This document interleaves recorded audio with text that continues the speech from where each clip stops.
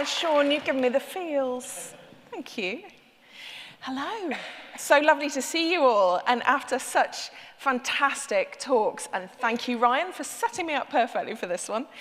So, my name is Claire Dellar, and I am an inclusive design specialist. I'm going to talk to you about a number of things around universal design. So, we're going to cover a few things. First off, I'm going to give a bit of an introduction to me, to the topic. We're going to talk about the social model of disability, and then we're going to go on to how that impacts on the universal design principles. And then we're going to take it a little stage further, talk about how universal design has to apply in a digital ecosystem, not just in individual products. And then a call to systemic action, so I want you all to be marching with me next time. And then we'll have a little section for Q&A, as long as I can keep to time, and Kat's going to be keeping me on track. Lovely. So, a bit of an introduction then. As I said, my name is Claire Dellar. I work in accessibility and inclusive design. My consultancy is called Wheelchair Tango Foxtrot Consulting. Thought you might get that one. And to give you a visual description of who I am, so I'm a white woman in my 40s. I'm rocking an amazing structured lime green dress with woohoo, yeah, give me a woohoo, woohoo. And I've got pink accents that even include my hair. So, yeah, giving off 90s techno vibes. You also may have noticed I am seated. I'm an electric wheelchair user. And so as a person who has the need for universal design, the need for inclusivity, it's something that I've become very passionate about. And I hope by the end of this talk, you will share that passion with me. So let's set a context. First off, universal design principles go beyond accessibility. Ryan gave us a fantastic introduction to that. Give Ryan a round of applause. Yeah, go Ryan. Universal design goes beyond accessibility. Just as Ryan said, accessibility isn't just for disabled people, it's for everyone. I came here today by having to go and find a curb drop so that I can get down onto the road, cross over, get back onto the pavement on the other side. That doesn't just help me, that helps the guy who's pulling my suitcase for me. Thank you very much, Gary. It also helps somebody who's got a pram like Hera this morning. Wasn't she awesome? And it helps anybody who has any kind of impairment, whether temporary or permanent. So we need to be fostering awareness of these inclusive practices that can help us design universally for everybody, because everybody is a human being and everyone has a right to be included. So I'm going to start you off with a bit of a test. I'm going to ask you to, excuse me a second, technical problems. I'm going to ask you to get your phones out and scan the QR code for Slido. I want to know how much experience you have of universal design. Now, they moved me into this hall at the last minute, and I suddenly went, oh, shit, I only have a Slido account for 100 people. Let's hope there's only 200 people in this room. The first 200 of you are going to get to vote. Oh, okay, so on a range of never heard of it to ask me anything, we've got very few people who are in the ask me anything. Nice to see my team are here. But also we've got quite a lot of people who are in the, yeah, I feel pretty comfortable about this. I think I know what I'm doing, which is great. So hopefully I'm going to give you a new perspective on it, even if I don't give you new ideas. Thank you, everyone, for taking part in that. So why do we design for everyone? Well, first off, it's a moral imperative. Why should we be able to exclude people just because they don't fit the molds? Secondly, it's about enhancing usability. We saw in that brilliant talk about the financial reports that actually usability was accessibility, and accessibility was usability. And that you're not just helping those of us who have impairments, you're actually helping everyone understand it. The simpler we make language, the better it is for absolutely everyone, whether it's the person who has a neurodiversity or the person who's trying to read it on their phone, crammed against the back of the next guy on the bus at 8 o'clock in the morning.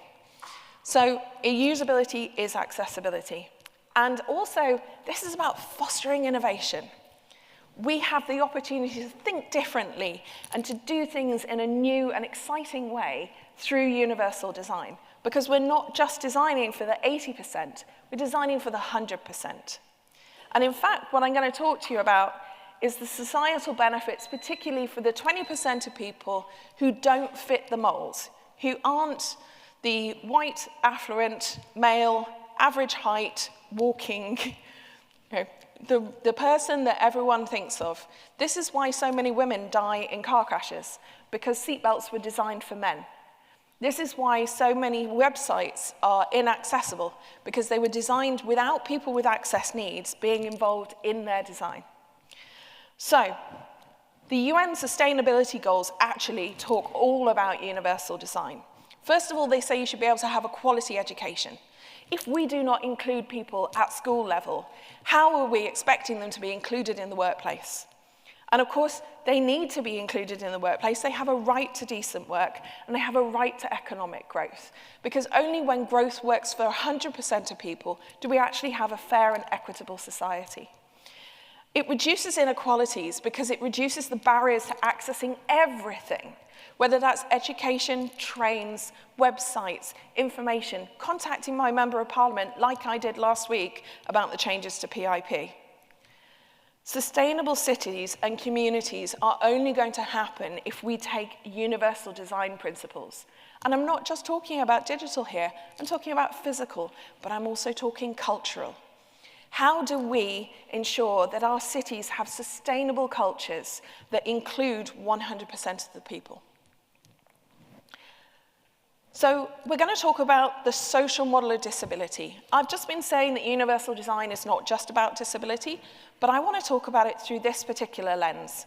And I think it's pretty obvious why. So we're going to go through a few key definitions. First off, impairment.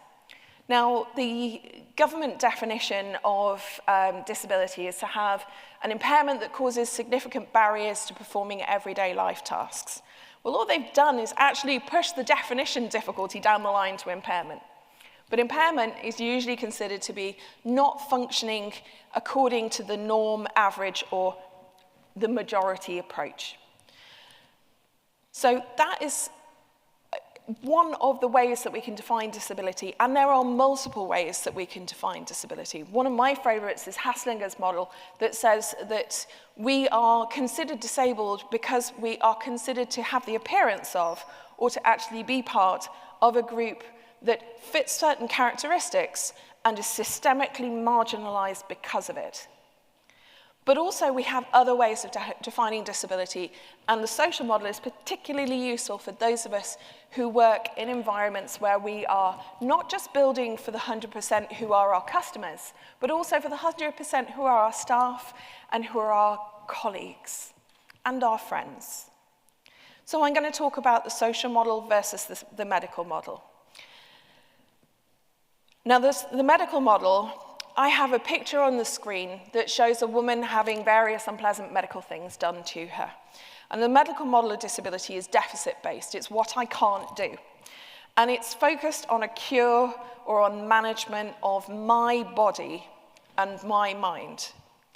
And therefore, it is considered the individual's responsibility to either get better or make their own adaptations in order to function as best they can in their life. The social model of disability says that disability happens at the interaction of impairment with environment.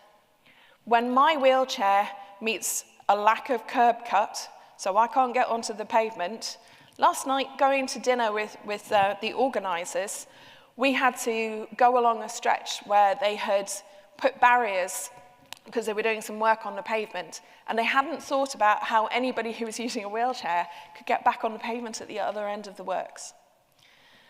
So it's the interaction of impairment with environment.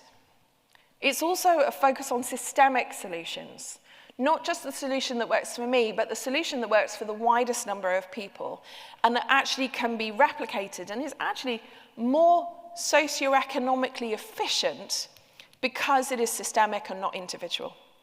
But that places responsibility for my involvement in society on society, not on me as an individual. Now, I have described to you my gender, my amazing lime green dress, my wheelchair. What I have not given you is the story of what is wrong with me. And that is because it is not important for this conversation what is wrong with me. Because it isn't about me. It isn't about my impairment. It isn't about why I need a wheelchair and you don't. And it's not about the fact that actually, like the majority of wheelchair users, I can get out of my chair. And I can get up that curb cut if it's not there. I can get up that curb if it's not there. Because mine is not the catastrophic event that upends one's world and catapults them into a new way of living and a new dynamic. It is the perpetual grief of an ongoing, lifelong condition that continues to evolve. And the only way that I can be part of your society is for you to include me. I'm not a superhero. I get called brave for coming on stage. I get called brave for living. I got called brave for turning up at a christening last week. I'm also not a victim. I am not an object of pity. I am a person like you. I deserve dignity, as does every other person who can't interact with their environment in the way they wish to, whether that is disability, gender, sexuality, their location, their language, their culture. We are not victims, and we're not superheroes. We're you. So, elastic band time. Hopefully, everybody has been given, or is being given, an elastic band, because you are all going to get to experience the social model of disability. And don't worry, we're not going to pause while they hand out the bands. You get to do this throughout the whole of the rest of the session. First off, everybody who's got an elastic band, or when you get an elastic band, wrap it round your middle 3 fingers. And then I want you to try and take notes.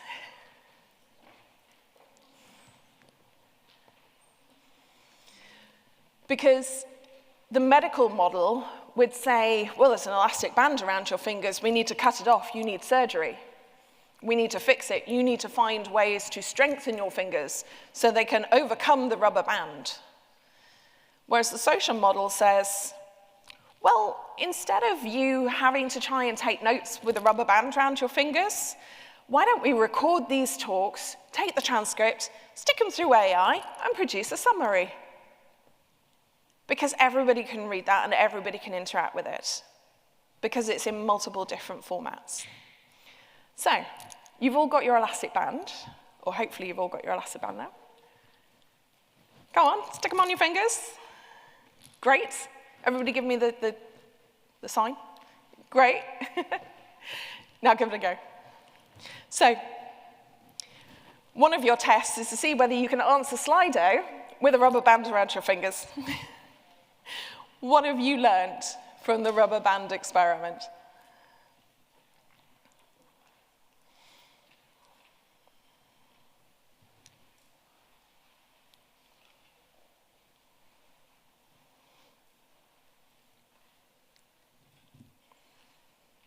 My mother said it was like writing with her left hand.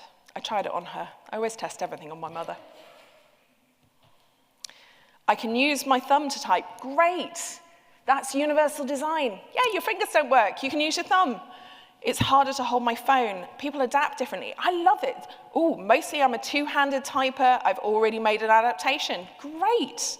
You find ways to cope. The cognitive load of navigating things I take for granted. A friend of mine is actually doing her dissertation at the moment for her master's on the cognitive load of navigating through hospitals when you don't know where you're going.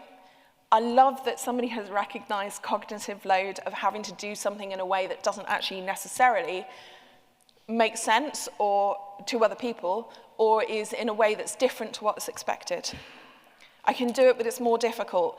Bit tricky, it's slower. I'm typing slowly. This is wonderful. My ring finger is an instrument of torture. That is awesome. Thank you so much for participating in that. I think if you can manage it with your rubber bands, you all deserve a round of applause.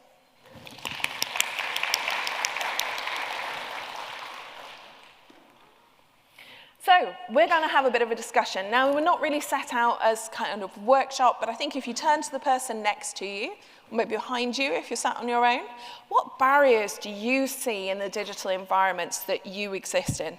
What are the challenges and the user access needs that you now might see that you might not have thought of, maybe with the product you're working on or with whatever it is you're using on your phone this afternoon? Go on, have a quick chat.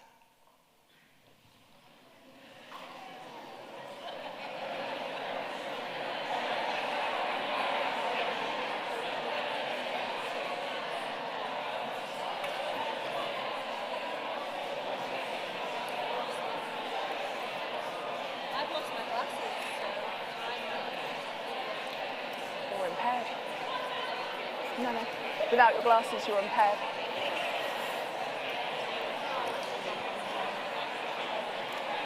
Hey, you got a name. I gave you a name check earlier. Yeah. Did you hear? Yeah. Good. Well done. You too.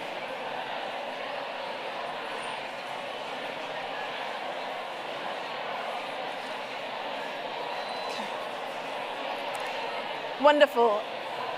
Okay, great, thank you. I can see that you've all got so much that's occurred to you. That's brilliant. I love it when people don't stop talking immediately because it means they've got something to say. Fantastic. So let's have a quick look at what are the 7 principles of universal design. What are we talking about here? Well, first off, we're talking about equitable use. Now, equitable use means that everyone is included. It means that there are no special adaptations. You don't have to go in through the kitchens and past the bins, like I have to regularly when I go to restaurants. You don't have to use some kind of special widget. It's all there for you. It might be the same website, but it's got different accessibility settings that you can access, for instance. Secondly is flexibility in use. Now, here I have a screenshot from the NHS website of how to order your prescriptions on the NHS app. And they've got a video, and beneath it, you can expand a transcript. Now, of course, a transcript works well for a screen reader, but it also means that you can run different kinds of analysis on it, and you've also got subtitles if you were to watch the video. So that's flexibility in use. You've got multiple formats and access tools in place so that you can access the information that's on that web page. And you have flexible pathways as to how you can get to them, how you can access them, and where you go from that point. So you're not stuck going down one particular route. You remember the talk this morning when they were talking about their website and they created training and people were going to module 10 and then module 3 and they were watching 3 minutes of module 6. Having flexibility in pathways allows people to absorb information in the way that works for them, not for the way that you thought they might. And that then allows you to accommodate different learning styles and communication styles. Whether it's that short, sharp video, or somebody wants a transcript, somebody wants a version that's got lots of text and color, and somebody else wants a really plain one that doesn't overwhelm them. You can accommodate all of that. Simple, intuitive use. Who here is old enough to remember when you got a great big thick manual when you ordered a new device? Yeah, I am that age. Jack, I hope you didn't put your... Ryan, I hope you didn't put your hand up for that. Now, apps and devices have become more and more intuitive for people to use because they have clear navigation. There are consistent design patterns. Has anybody here used gov.uk's service manual or the NHS service manual? Brilliant. So those are patterns and sets of templates that you can use that mean that not only do you know that what you're producing is accessible, because they already tested it, but also that what you're using is going to be consistent. So the help button is always in the same place on the page, so that the menu always works the same way each time. And that means that there's minimal cognitive load, which is fantastic that somebody put that in the Slido earlier. And that supports all levels of experience and all levels of language. So people might be first-time users of an app, or they might be experienced users of an entire ecosystem of digital. And it also allows you to get immediate feedback as a user. Did I do the right thing? Have I gone the right way? Oh, that doesn't look like the right page. Oh, I've got an error message. So I know that what I'm doing is right. I don't have to worry about, oh, where do I go next? What do I click next? Perceptible information is about multiple communication modes, whether that is ensuring that I can use my screen reader as I do, or whether I am going to watch it on a video, or whether I can scan it with AI and have AI describe the image to me that I'm seeing. The Be My AI app that we saw in the image on the previous screen is actually a fantastic example of that. So it means that you also need clarity in presentation. You'll notice that my presentations stick to a very, I hope, very clean approach with clear pictures and text separated, not too much text. So clarity in presentation. And my presentation, like a lot of my digital work, I won't say all because nobody is perfect, supports assistive technology. So you will all get a copy of these slides and a Word document that works with a screen reader, works with tools that magnify text, work with things that read things out loud. And so it is multi-sensory. It's not just relying on sight for the gag. It's about being able to segue smoothly from a sight-related gag, but also include the people who can't see or don't wish to see the image. Tolerance for error. Now, you may have noticed I move around with a golf ball on my wheelchair because my hands don't work very well. And therefore, this is how I can navigate the world, because my golf ball has much greater tolerance for error. You may have noticed on the best apps that they have big buttons that make it easy to hit. And if you don't get it dead center, as long as you're roughly in the right area, you'll be able to click it. That's tolerance for error. So it's about preventing people making errors and going down the wrong path in something, but also clear warnings and feedback that they may have done so. Are you sure you wish to delete that? Now, I wish that had been in the expenses system at my old employer. And it's about easy recovery. It's about saying, right, we've saved that for 30 days. If you made a mistake, you can retrieve it. That kind of thing is about tolerance for error. And that means that you have fail-safe features that mean that one mistake does not cost you your work.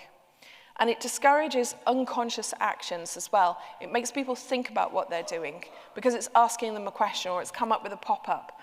So you're not just going for the clear call to action. One of my mistakes as a neurodiverse person is I keep clicking the wrong button because it's the one that's big and red. And I've got into a pattern of big and red, big and red, big and red. Oh, bollocks, I needed the other one. Low physical effort. Now, this is one that actually came from the built environment, but it's important also on a digital platform because you need efficient navigation. You need to be able to navigate around with your keyboard, not just with your fingers. Now, when I'm using my voice recognition on days where I can't touch anything with my hands, I am having to move my mouse, or I'm having to say, press tab, press tab, press tab. Hopefully, somebody's got the tab order right on the website, and I'm not tabbing through 15 different options that are all over the place before I get to what I wanted to click. So keyboard accessibility is about low physical effort. Also, touch-friendly controls, as I was saying about having those big areas, but also if you are involved in devices as opposed to software, understanding how people are going to physically interact with your device is also important.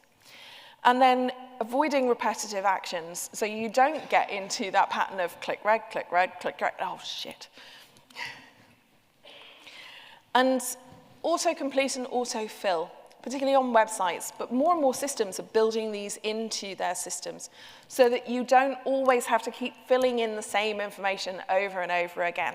Yes, I've got a shortcut that where I say insert personal email, it puts my personal email address, but not everybody has that shortcut, and it can be quite repetitive and, depending on the device they're using, quite difficult to do. Now, the last is size and space for approach and use. And again, this is one that came from the built environment, but is vitally important in our environment. You can see on the screen an image of a computer, a tablet, and a mobile phone. And they're all showing the same website, but they're showing different versions of the website according to the device they're on, because of the amount of space that there is, how much space you've got for touch targets, how responsive is the layout. If you switch to mobile, does it reconfigure if you turn it landscape and then turn it back to portrait? Or do you end up doing that and leaning sideways trying to read it because it's not rotated for you? Accessible navigation is really important. Can people see where they are and how do they move on? And keeping things clutter-free. Again, I hope you will find my presentation fairly clutter-free. Nothing's perfect. But it's important to make it so that there is only the necessary information on there, enough to keep people interested, but not so much that they're overwhelmed, and that it's customizable to the user. So, for example, there are some fantastic tools that can be built into websites and into systems that change fonts, that change backgrounds, that allows you to increase the font size, or make it pink on a purple background, whatever it is that you need in order to be able to access that information and work on that system.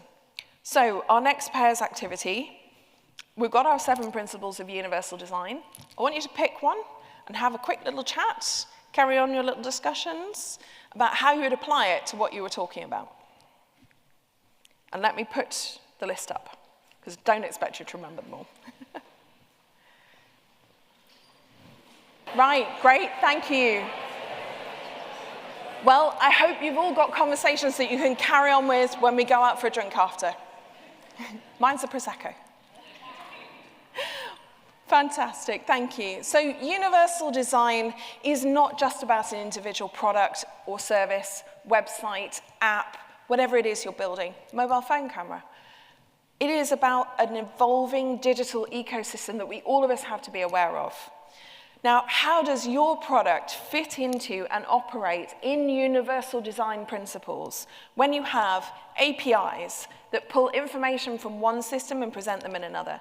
AI that is performing generative tasks, that's interpreting language, that is automating processes in the background. For the Internet of Things, who here's got a robot vacuum cleaner or a robot something or other at home? Only a few people? Well, yeah, maybe the video that's coming up will encourage you. Multi-platform experiences. How do people interact with it? Is it by voice? Is it on their phones? Is it on other devices? Is it on their laptops? Is it on the big screen like we're doing right now?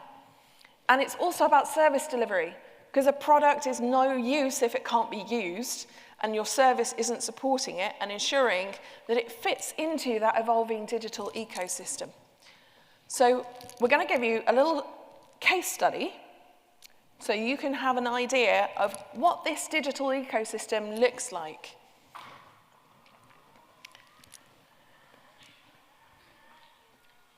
Thanks to the expert filming of my friend Gemma.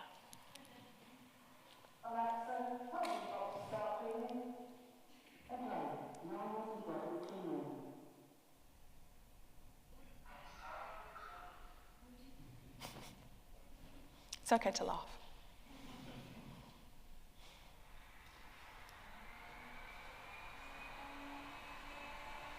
Using British Sign Language. Claire signs. Sore throat. I have a Mac. Claire taps the icon on the phone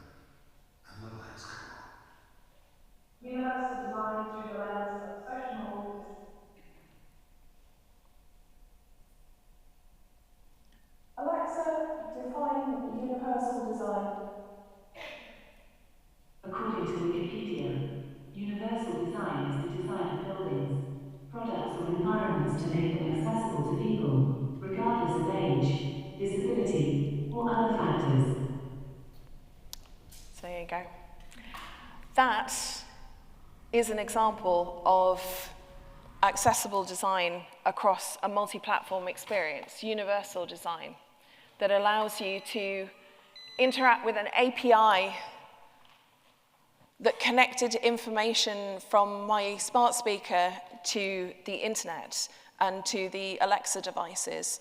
It was the Internet of Things because of my robot vacuum cleaner. It had AI in there because I was using voice recognition, and because Alexa uses AI in order to understand and respond to me, she generated content for me when she told me the definition of universal design, as well as the AI that was underpinning the voice recognition from Dragon that I was using to talk to my computer. So we had a multi-platform experience there. There was a point where, because I had a sore throat, I had to use my phone instead of speaking to my devices that usually are what I use to interact with my house, because it minimizes the amount of physical effort that I have to put into existing. Oh, there we are. So what does this mean for your work? I want you to think about, how are you designing for the ecosystem? Or have you just been concentrating on an individual product?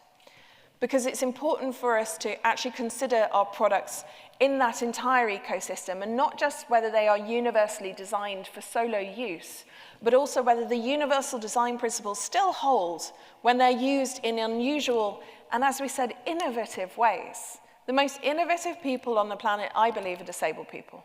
Because every single day, every 5 minutes, I'm finding a new and different way to do something that everybody else thought had to be done a different way. So, I'm giving you a call to systemic action. This is not just about one individual product manager who needs to look at their individual product and apply universal design principles. We need to take the social model and use it to empower and include people, creating inclusive environments that both staff and our customers can thrive in, so that we're fostering belonging and ensuring that the 100% belong to our society. So how do you apply the social model to universal design? It's not even going to start with the products. It starts with culture. Because culture is what says that it's okay for me to exist in this environment. Culture is why you probably never grew up seeing a person like me in your classroom. Culture is why disabled people were shut away, were excluded, were prevented from participating, were silenced for so many years, were considered freaks not so long ago.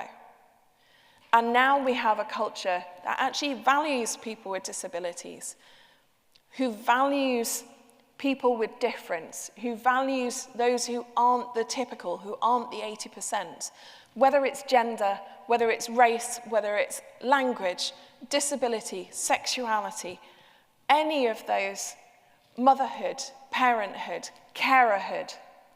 All of this is important. All of this is culture. And I worry that we are losing that, and we need to pull it back. Because only then will the processes and the roadmaps that we design and we enact actually make any good in this organic environment that we are in, both physical and digital, but ultimately cultural. And as I say, it has to be both your external customers, but also your internal staff. So your challenge, should you choose to accept it, is to go out there and spread the word about universal design, about why it's important. I want every large organization to have a chief inclusion officer or a chief accessibility officer who is championing inclusion, championing universal design on that systemic level, across that multi-platform environment, in that ecosystem, for both staff and for their customers, and physically and culturally, as well as digitally. So what's your pledge? Tell me now.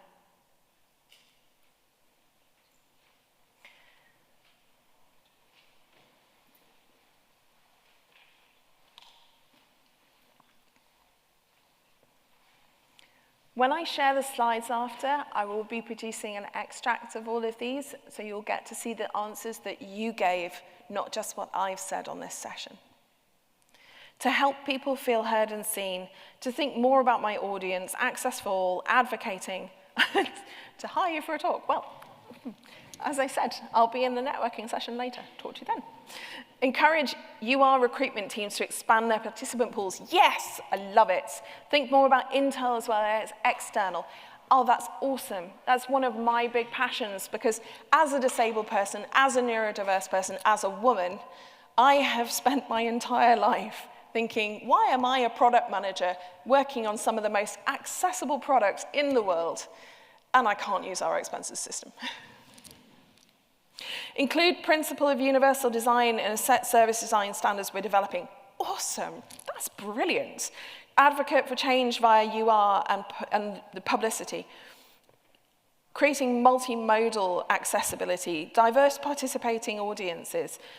Advocating for accessibility first, yes. If you design for the 20% who have difficulty accessing your services, the other 80% will already be sorted. You don't need to worry about them if you've got all the people who have to interact with your system in an unusual, creative way, because everyone else will also find it easier to use. Help the wider company see the bigger picture and the benefits of UD and why it should be standard. Awesome. I love that.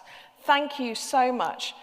It will keep running, I hope, in the background. Please, if anybody's got any more pledges that they want to share, stick them on LinkedIn, stick them on Instagram. It's at Wheelchair Tango Foxtrot. Put them on your company bulletin board. Blog about it. Work in the open. All of the themes that we have had today all lead us to this point, that universal design is an essential part of what we do. Universal design is a political and an ethical commitment to collective access, not just an individual accommodation. That is why it is not my story that matters. It is all our stories, and it is our collective responsibility to bring universal design to everything we do. Thank you all for your time. I hope you've appreciated this talk, and I look forward to speaking to you later.